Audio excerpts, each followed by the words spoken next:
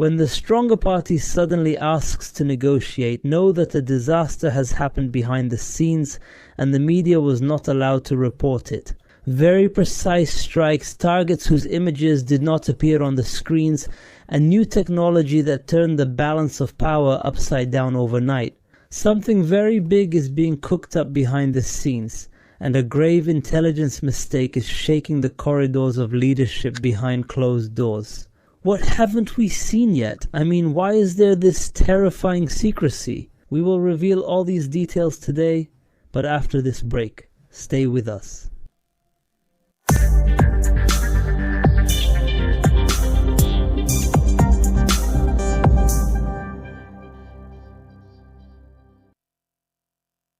Peace be upon you and God's mercy and blessings. Welcome to today's new installment of the opinion series God Willing, which we always dedicate to reviewing the latest developments in this war taking place in the Middle East between Iran and the Epstein alliance. The truly remarkable thing today is this Iranian missile strike, which targeted a number of American and Israeli targets. And this came as a response to Trump's statements that negotiations have begun to stop this war. So the Iranian Revolutionary Guard sent these missiles perhaps as a message, meaning that it is the one negotiating with the Epstein alliance today. In fact, this war has proven, and through it Iran has shown to a great extent, that it knows how to defend itself just as well as it knows how to attack. And the beautiful thing that America has realized and become convinced of today is that everything you see today is only a small part of what Iranian capabilities are hiding. Today in Iran, they say that the majority of the Iranian Revolutionary Guard units have not yet entered this war. They say there are major surprises and more surprises in store for the region if the escalation increases further. Also today, the interesting thing today, and that despite Trump coming out yesterday with this new deadline, 5 days, and talk about negotiations to stop the war, and other statements that confirm that the Iranians have won this battle. However, we find that Iran is indifferent to all of this. We find that Iran, on the contrary, continues its military strikes and continues its military plans as if this war will last for several more months. So it's clear from this that Iran has benefited from previous experiences. It knows very well that Trump, or this Epstein alliance in general, is deceitful and does not abide by any agreement or promise.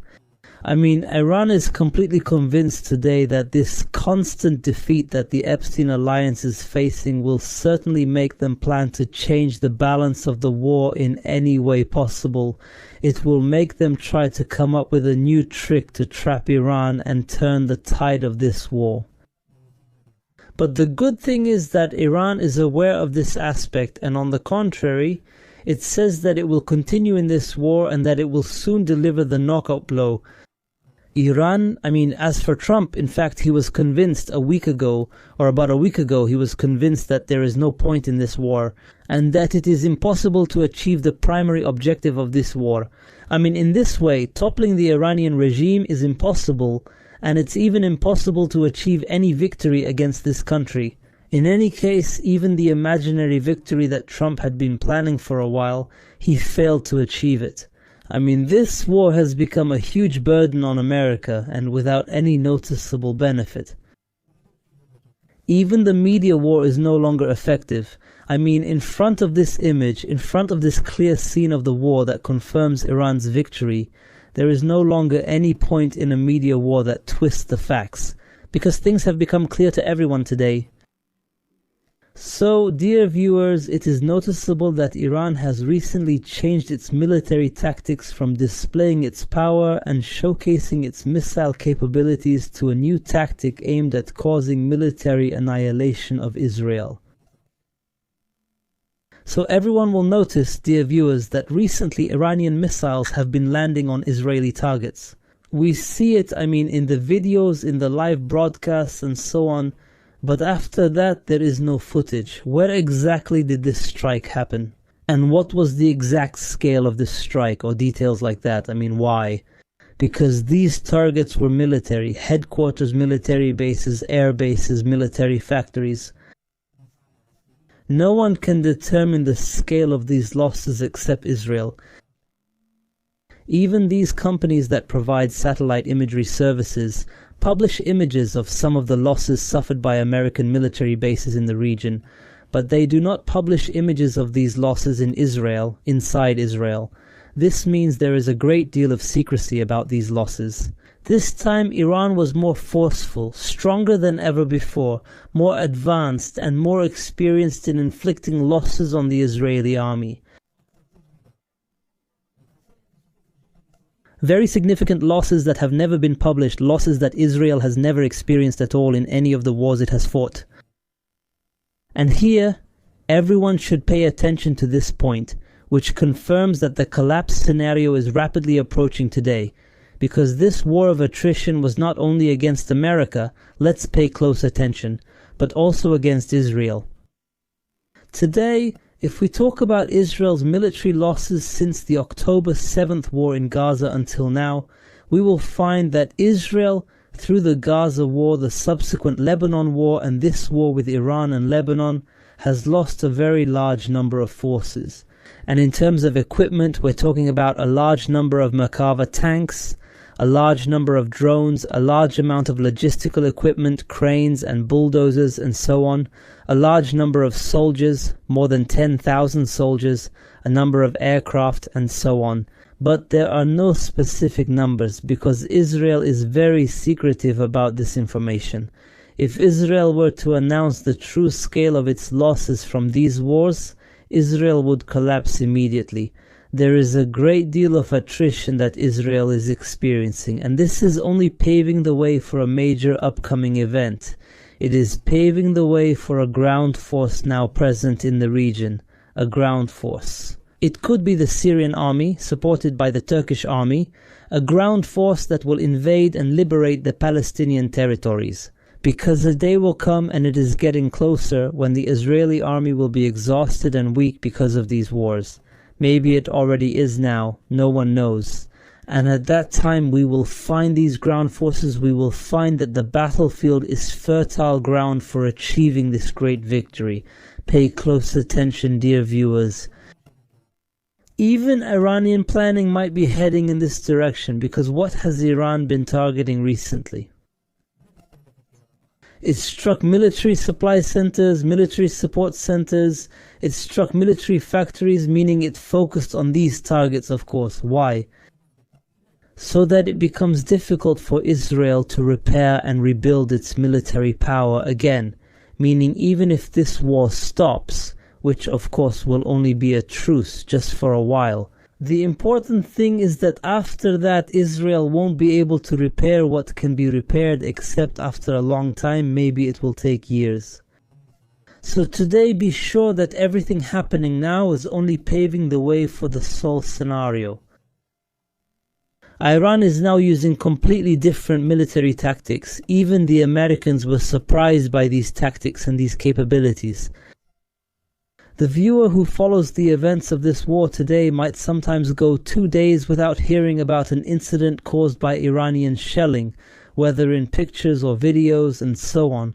At that point we might think that these strikes were weak, that the shelling was ineffective or pointless, but in reality these strikes were targeting military centers, and Israel does not acknowledge these military losses. This is the key difference everyone should notice today. When a missile hits a civilian building, there are videos showing the extent of the damage, showing ambulances and civil defense responding and so on. But when a missile hits a military barracks, no images are shown. Even though the scale of the losses is the same, the scale of military losses for Israel is very large, exceeding all expectations. The German newspaper Die Welt said that the Americans were surprised by these Iranian military capabilities, and that they believed this war would end within just the first few hours, with the surrender of the Iranians by Venezuela. And today, there are other reports saying that there are major disagreements between Netanyahu and the head of the Israeli Mossad, David Barnea. Because of what? Because the intelligence assessments were wrong and dragged the Epstein alliance into this war. That means Netanyahu is telling the head of Mossad, telling him, you are the reason for everything we're suffering from today. That's what he's telling him. Because of these reports you gave us, which confirmed that the social situation in Iran was deteriorating, and that the Iranian people would rise up to overthrow the regime immediately after the assassination of Supreme Leader Ali Khamenei. He says that these reports are what got the Epstein alliance involved in this war, to the point that today Iran has become stronger and the Epstein alliance is in trouble today. There are major disagreements between the two sides, between Netanyahu and the head of Mossad, according to a number of international reports, as stated by one of the broadcasters in Israel who revealed this. Also, the German newspaper Die Welt said that America did not believe that Iran had it. This advanced missile technology, such as maneuvering technology, is technology that Iran relied on in a number of missiles. A good example of this is the missile that recently struck Dimona and Arad, which was just a single missile, and it bypassed all the defense systems through maneuvering, meaning thanks to maneuvering technology. This technology is new to Iran and it hasn't used it extensively yet. It has only revealed it in a number of strikes. It serves as a deterrent message, showing what Iran could do if it wanted to burn Tel Aviv and everything in it. Also, the strike that targeted the Diego Garcia base, which is about 4,000 kilometers away from Iran, was also a message and a surprise to the world. A surprise revealing that Iran has missiles with such a range. It reaches up to 4,000 kilometers, which means it's not as previously announced that it was only around 2,000 kilometers. And this message was not directed only at Britain, which owns this base, but at all European countries, including Britain, France, Germany and Italy. A warning message that any step to enter this war will make your territories targets for these missiles. All of these are capabilities that surprised America and surprised the whole world. Trump's assessments did not include that Iran had these capabilities. And what is Iran saying today? What is it saying? It still has many other surprises. The British newspaper The Guardian said that these capabilities are what made Trump ask for negotiations today, and it talks about an agreement to stop the war with Iran, and said that this agreement is just a trick, and just a trick so that America withdraws from the war, in an indirect way. We can say today, dear viewers, even when we talk about this Lebanese front, when we talk about Hezbollah, we find that it is also achieving victories that were not expected at all. It was a surprise to everyone.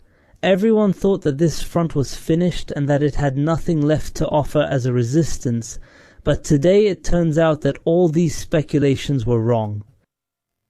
The party has emerged strongly, and it has also appeared with new and different military tactics and strategies compared to before, to the extent that today it is raising its demands and now has clear objectives. It wants to impose a complete Israeli withdrawal from the occupied territories. It talks about the release of Lebanese prisoners, the return of displaced citizens, and the reconstruction of these destroyed areas in southern Lebanon. And there are indications that Hezbollah is now waging war with new and different tactics. For example, as I said at the beginning, it is also part of this plan. That means it is playing this specific role of draining the Israeli military capabilities, missiles, ammunition, drones, and also tanks. Every day we hear about some of these capabilities and some of these Israeli tanks being destroyed on the Lebanese front. This happens every day. There are also these rocket attacks from Hezbollah, which are also draining the Israeli air defense forces. These attacks also confirm the failure of security guarantees in the northern areas. This is also part of the adopted strategy. And every day Hezbollah sends dozens of drones that only gather information and monitor the locations of Israeli troop concentrations so they can later be targeted by rocket systems. Add to that Hezbollah's ambushes since the beginning. Today, the Israeli army can't advance even a few hundred meters without finding itself in an ambush. Israel says it will occupy all the lands of southern Lebanon up to the Litani River, and it's been saying this for about 15 days, but it's clear that today it can't even control 10 kilometers. So these are all successful tactics that put Hezbollah in a position of strength, raise its demands, and bring things back to how they were throughout the leadership of Hassan Nasrallah. And here everyone should pay attention to an important point. Iran's victory in this war would be considered a victory for the entire region. Iran's victory is what will force Israel to either meet Hezbollah's demands, and perhaps even Hamas's demands in Gaza, as well as the demands of the entire region, or to continue this war until the time comes for a decisive and great victory. We will see how things unfold in the coming hours. Don't forget to subscribe, hit the button and like. Peace be upon you and God's mercy and blessings. See you next time.